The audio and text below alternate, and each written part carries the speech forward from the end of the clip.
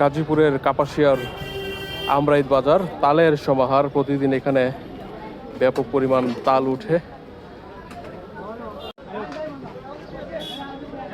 এপাশে ভবনটা নতুন হয়েছে, সবজি বাজারের জন্য নতুন ভবন।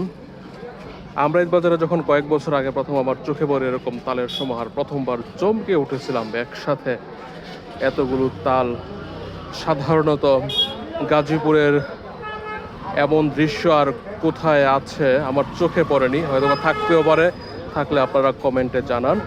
দেখেন কি পরিমাণ তাল। আজকে গিয়াসপুর বাজার, পাশে কোড়াবনি হাট, গিয়াসপুরের হাট, সেজন্য হয়তো তালের সরবরাহ অন্য দিনের তুলনায় একটু কমও থাকতে পারে। তোমরা কি পাইকারি কিনো না বেচো? এটা কি আপনারা পাইকারি কিনেন না বেচেন? আনতে কোন এলাকার তাল বেশি এই জায়গায়? কোন কোন গ্রামের তাল?